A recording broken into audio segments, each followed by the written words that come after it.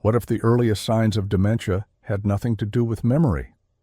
What if something as simple as how you sleep, how you speak, or even how you feel about your hobbies could be quietly signaling changes in your brain years before a diagnosis? If you're over 60 or love someone who is, this is something that could truly make a difference. Dementia doesn't happen overnight. It builds slowly, often quietly, and by the time the obvious signs show up, precious time may have already passed. But here's the good news. Recognizing the early signs can give you a powerful edge. It can lead to earlier care, better support, and even ways to slow the progression. And in some cases, these symptoms may be linked to something treatable, not dementia at all. So if you want to stay sharp, independent, and in control of your future, this is a conversation worth having. If that sounds helpful, consider subscribing. It doesn't cost a thing, and every week we share science-backed tips to help you stay strong, clear, and vibrant well into your later years. It often starts subtly, not with forgetting names or appointments, but with something that feels different. Maybe it's sleep. You've always been a light sleeper, but now the nights are scattered and full of vivid dreams. Or maybe you feel oddly tired during the day, needing naps when you never did before. These aren't just sleep issues. They might be the brain waving a small red flag. Research has found that certain sleep disturbances, like REM sleep behavior disorder, where someone physically acts out dreams, talks in their sleep, or kicks and punches involuntarily, are early clues of neurological change. These behaviors have been linked to specific forms of dementia, such as Lewy body dementia. Even intense nightmares or night terrors, if they become frequent, may indicate early disruptions in the brain's emotional and sensory processing centers. And the impact goes both ways. Poor sleep doesn't just reflect brain changes, it can accelerate them. That's because sleep is when the brain clears out toxins, repairs itself, and protects memory. So addressing these sleep disturbances early on isn't just about feeling rested, it's about protecting your cognitive future. Another subtle but powerful sign. A quiet retreat from life. Have you noticed someone who once loved chatting, volunteering, or gardening suddenly seems less interested? Maybe they're skipping events they once looked forward to, or sitting silently in conversations they used to lead. This emotional withdrawal can look like depression, and sometimes it is. But in other cases, it's not sadness, it's apathy, a deeper lack of motivation that often appears in the early stages of dementia. Unlike depression, apathy isn't always tied to how someone feels, it's more about what they do.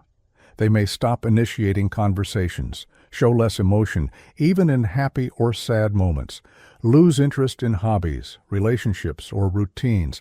And it's not because they're lazy or unmotivated. It's because the parts of the brain that drive social behavior and reward are beginning to change. It's often one of the earliest emotional symptoms, but it's easy to miss or mislabel, especially when we chalk things up to just getting older. Then there's language, one of the most recognizable and misunderstood early signs. Have you ever had a word on the tip of your tongue and just couldn't get it out? That's normal. But when it happens more frequently, or disrupts daily conversations, it may be something more. This is where aphasia can begin to surface. The gradual difficulty in finding or using the right words. Someone might say thing instead of the object's name, or shirt when they meant jacket. They might pause in the middle of sentences, repeat words without realizing it, or struggle to follow a conversation in a noisy room. Over time, even familiar names, including those of close family, might be harder to recall. Aphasia can appear years before other symptoms, and it's not about intelligence. It's about the brain's pathways for communication slowly fraying. That's why noticing these small shifts early and compassionately is so important. But language is only one part of how dementia can affect communication.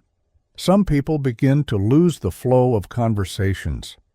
They might get off topic easily or lose their train of thought mid-sentence. In group settings, like a birthday dinner or church gathering, they may become unusually quiet, struggling to keep up with multiple voices.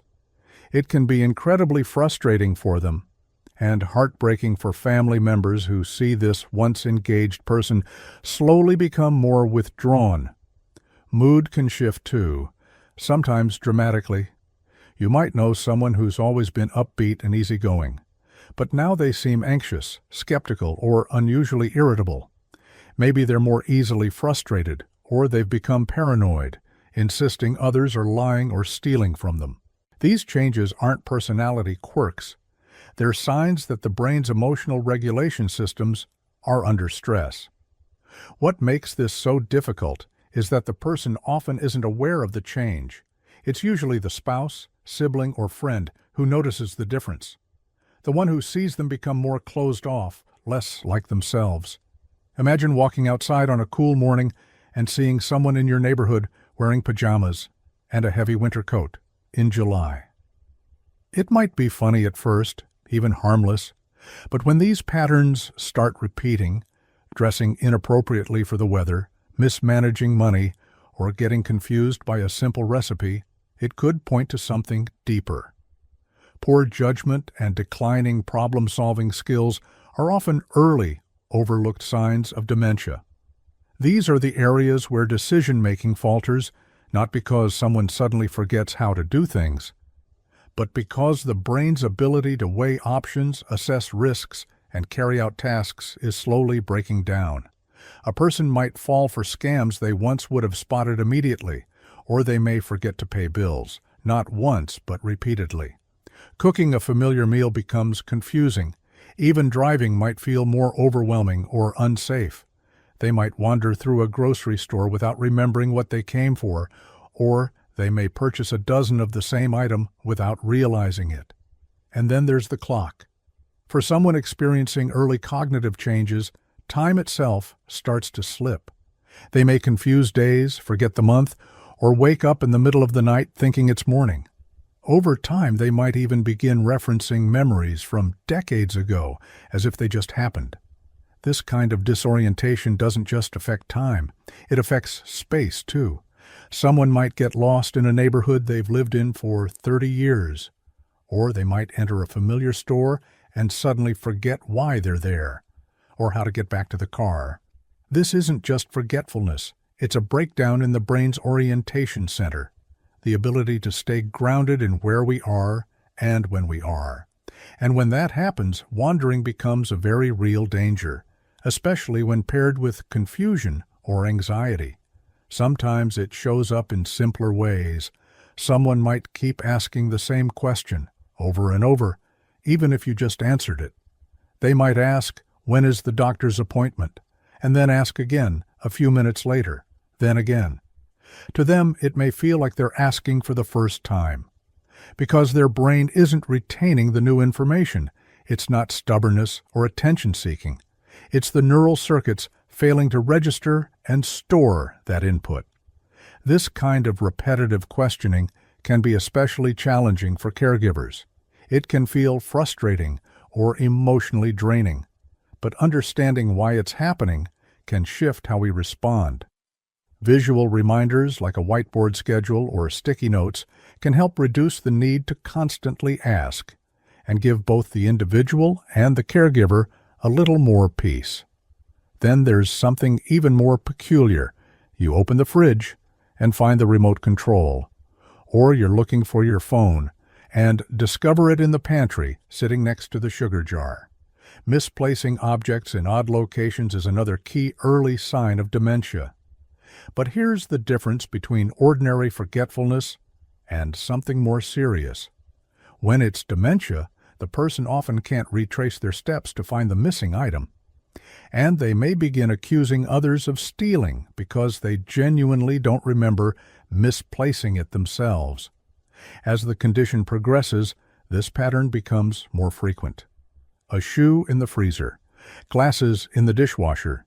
These aren't isolated slips, they're signs of the brain's organizational systems breaking down. And sometimes those changes go deeper. to the senses themselves. Have you ever had the sense that someone was watching you, or heard a faint voice when the room was quiet? Now imagine that experience happening more often, more vividly, or with things that aren't really there.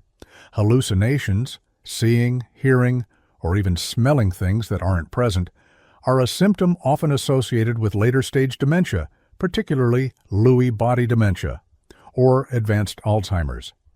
A person might see people in the room who aren't there. They might hear conversations, or smell food, smoke, or perfume that doesn't exist.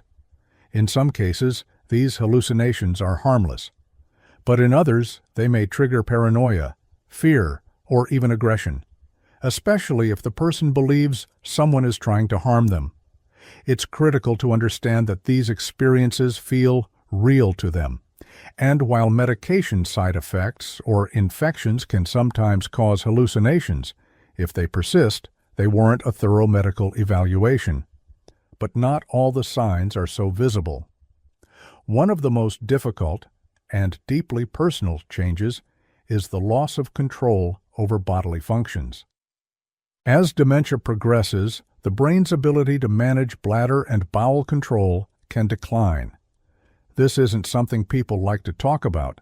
It's embarrassing, even shameful for some, but it's real, and it can lead to withdrawal, depression, or reduced hygiene, especially when someone forgets where the bathroom is or doesn't recognize the sensation of needing to go. For caregivers, this is often one of the hardest transitions. It can mark the moment when full-time assistance or a move to assisted living becomes necessary. But recognizing the why behind it can bring compassion and preparation. These signs may seem scattered at first, a little forgetfulness here, a misstep there, but together they form a clearer picture. The truth is, dementia doesn't always start with memory. It often starts with function, sleep, judgment, language, motivation.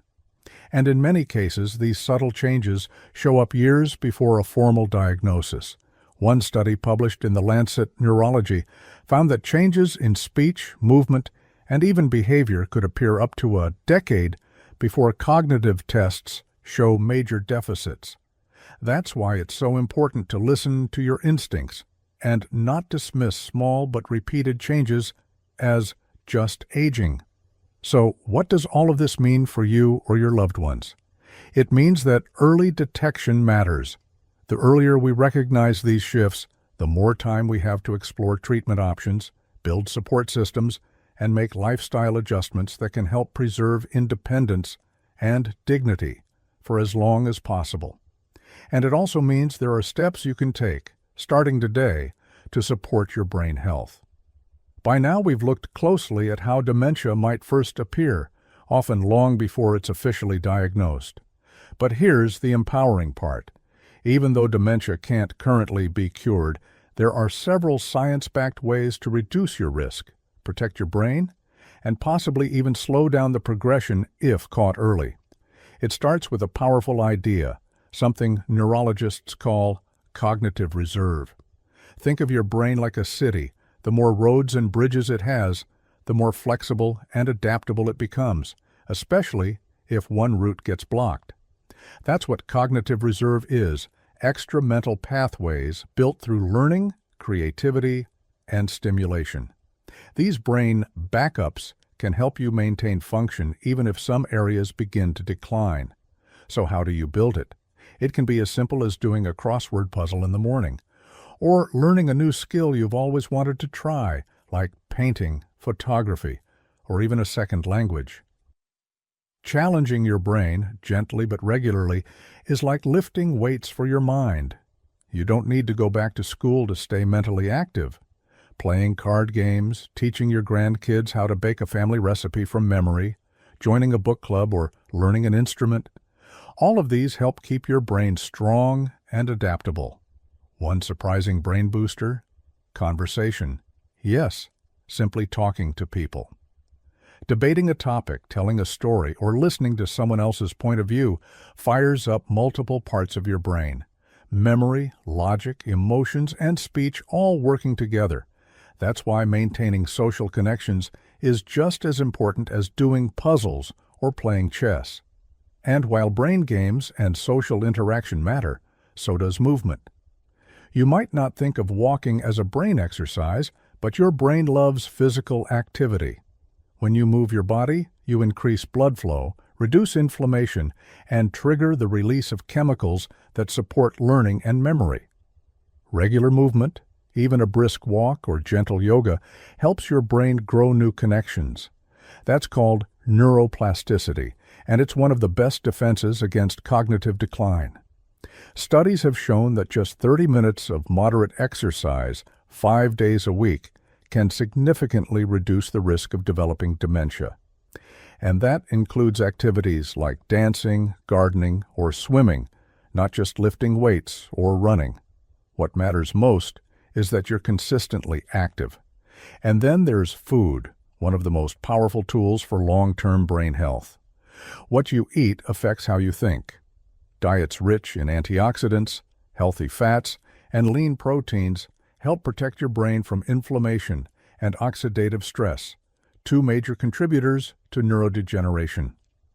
The Mediterranean diet and the MIND diet are two of the most researched eating patterns when it comes to cognitive health. They focus on leafy greens like spinach and kale berries, especially blueberries and strawberries, known for their brain-protective antioxidants, nuts like almonds and walnuts, fatty fish such as salmon, sardines, and mackerel olive oil as a primary fat source. These foods not only support memory and clarity, but also help reduce the buildup of plaques in the brain associated with Alzheimer's. Some research is also looking into ketogenic diets, which focus on healthy fats and minimal carbs. In early studies, ketones, the energy source your brain uses in a ketogenic state, may offer a protective effect. But this approach isn't for everyone, especially seniors with diabetes or kidney issues, so it's best to speak with your doctor before making major changes. What's clear is this: highly processed foods, sugary snacks, and trans fats contribute to inflammation. And that puts your brain at risk, so focus on whole foods, meals you can recognize, simple ingredients. It's not about dieting, it's about nourishing your brain with what it really needs. Here's something many people don't realize. Chronic health issues like diabetes, high blood pressure, obesity, and sleep apnea are some of the strongest predictors of cognitive decline later in life. Let's start with blood sugar. When blood sugar levels stay high for too long, like in uncontrolled diabetes, they begin damaging the small blood vessels in the brain. That affects blood flow, leading to what's called vascular dementia, where cognitive issues result from reduced circulation. High blood pressure does something similar. It puts constant strain on your arteries, including the ones feeding your brain. Over time, that can lead to microscopic damage and memory loss. Then there's sleep apnea, a condition where breathing briefly stops during sleep, often without the person knowing it. When the brain doesn't get enough oxygen night after night, it starts to struggle, not just with memory, but with decision-making and emotional control too. All of these conditions are treatable. Managing them isn't just good for your heart or energy, it's essential for protecting your cognitive future. That's why regular checkups, medication management, and early screening matter more than ever after 60. When you take care of your whole body health, your brain benefits too. There's a reason sleep keeps coming up. It's that important. Deep restorative sleep is when your brain does its cleanup work. Every night it activates something called the glymphatic system, which flushes out harmful proteins and waste, including beta-amyloid and tau, the same substances that build up in Alzheimer's disease. Without quality sleep, these toxins accumulate, and that can speed up cognitive decline. Most seniors need between 7 to 9 hours of uninterrupted sleep each night. But quality matters just as much as quantity. Trouble falling asleep? Waking up too early? Fragmented nights? All of these can disrupt the deep stages your brain relies on to improve sleep, keep a consistent bedtime, avoid screens before bed, limit caffeine after noon, and talk to your doctor if you snore, stop breathing at night, or wake up frequently. Improving sleep isn't just about feeling rested, it's about preserving your memory. So let's step back for a moment. You've just learned that dementia risk isn't random. It's shaped by what you do every day, how you move, how you eat, how you sleep, and how you connect with others. But what about smoking, alcohol, and other habits we don't always like to talk about? When it comes to protecting your brain, some habits are more harmful than we realize. Let's start with smoking. Tobacco use, even just a few cigarettes a day, reduces oxygen flow to the brain, increases inflammation, and damages the very blood vessels that supply your brain with nutrients. Over time, this leads to neuron loss and faster brain shrinkage, both of which are strongly linked to dementia. Multiple studies have shown that long-term smokers are at significantly higher risk for Alzheimer's and vascular dementia. The good news? Quitting at any age helps. People who quit smoking, even after decades, can slow the rate of decline and reduce their risk over time. Now let's talk alcohol. A glass of wine now and then isn't the problem, but excessive or frequent drinking, that's another story. Too much alcohol damages brain cells, impairs short-term memory, and affects problem-solving ability. In older adults, the brain becomes more sensitive to alcohol, meaning smaller amounts have a bigger impact than they did at age 30. Some people develop alcohol-related dementia, a condition where the brain's structure and chemistry are directly affected by long-term heavy drinking.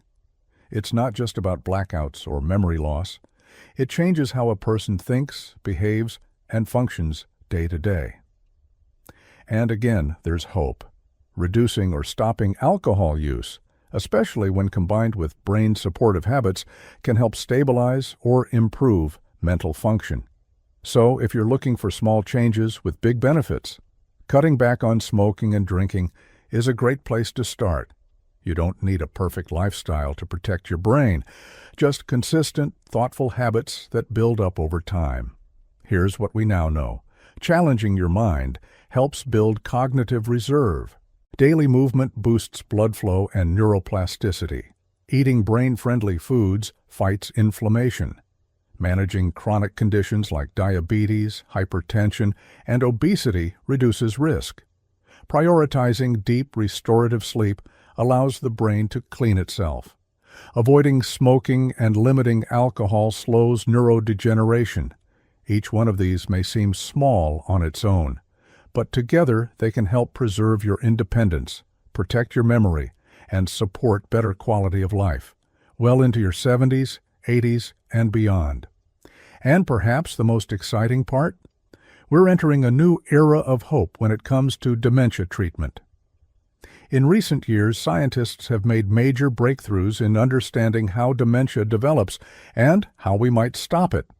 You may have heard of drugs like lecanemab or donanemab.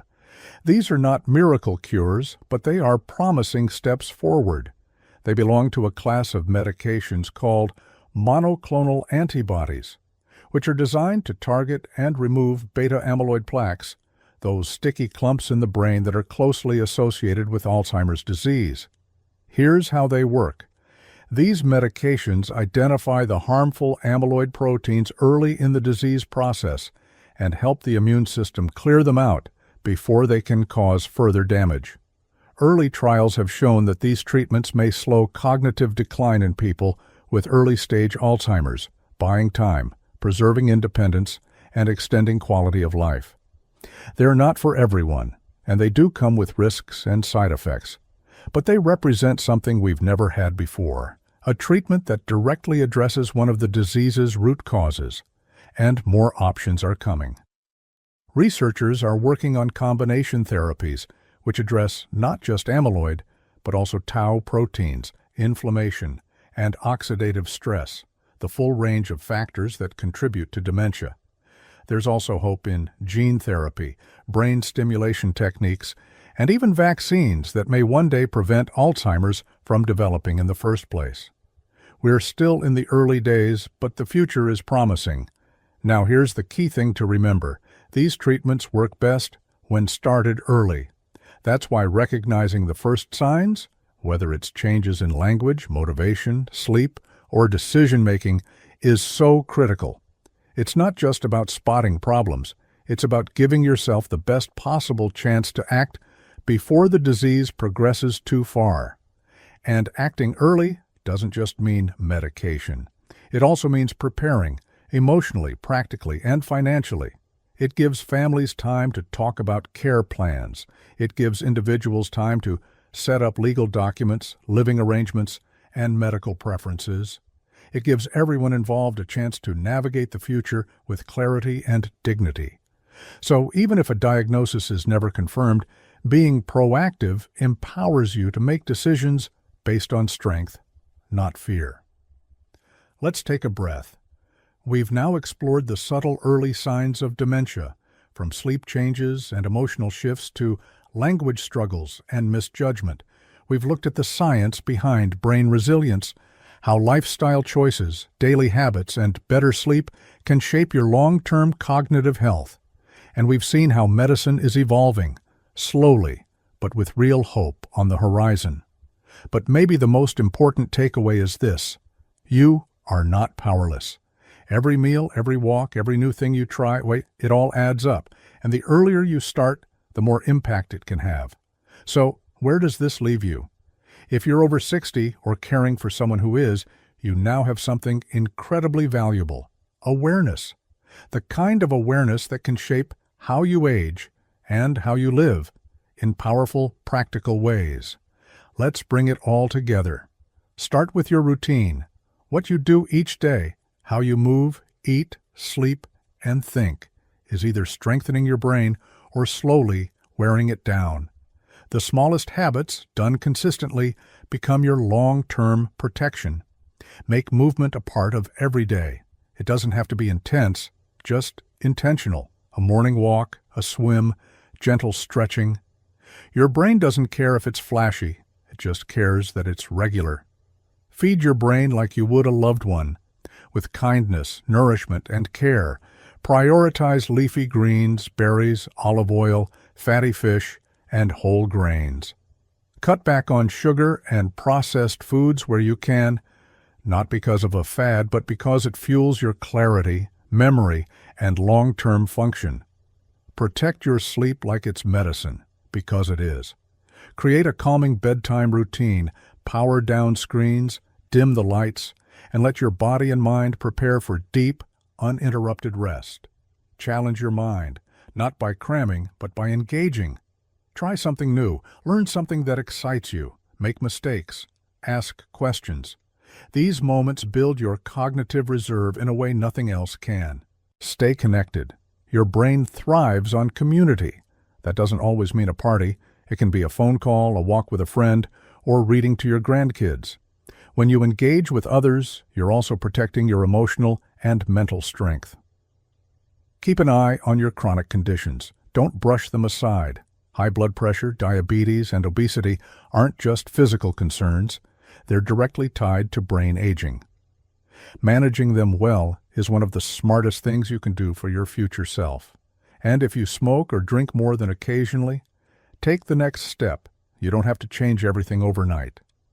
But reducing these risks now can literally reshape your brain's future. Now, let's talk about the hardest and most important step. If you've noticed any of the early signs we've talked about, or if someone close to you has, don't wait. Schedule a conversation with your doctor, not because you need to panic, but because ruling things out is empowering. Many of the early signs of dementia can also be caused by things like vitamin deficiencies, thyroid imbalances, medication side effects, depression, stress, or grief. These are all treatable. And catching them early can make a world of difference. But if dementia is beginning to show, early diagnosis opens doors. It gives you access to new treatments, support groups, planning tools, therapies that may help delay the disease's progress. And just as important, it gives you time to make decisions on your terms, time to share your wishes, Time to take control instead of feeling controlled. Remember, seeking help isn't giving up, it's stepping up. Dementia is complex, and yes, it can be frightening. But it is not the end of the road, it's a chapter, and how that chapter unfolds is shaped by what you do today, tomorrow, and the day after that. Aging doesn't mean giving up your memory, it doesn't mean becoming someone else.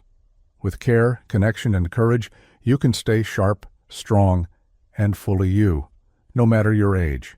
So if you've been concerned or unsure or just curious, let this be your turning point. Take a deep breath. Take stock of your habits. And most of all, take that next small, wise step. Whether it's drinking more water, going for a short walk, or asking your doctor one brave question, it matters, because this is your brain. This is your life. And you deserve clarity, confidence, and joy for many, many more years to come. If you found this helpful, consider subscribing. We share practical, science-backed health tips every week, made especially for adults over 60, to help you feel stronger, clearer, and more in control of your well-being. And if you know someone who could benefit from hearing this message, go ahead and send it their way. You never know. You could be helping them catch something early and changing their life for the better. Take care of your brain, and it will take care of you. Until next time, stay well and stay curious.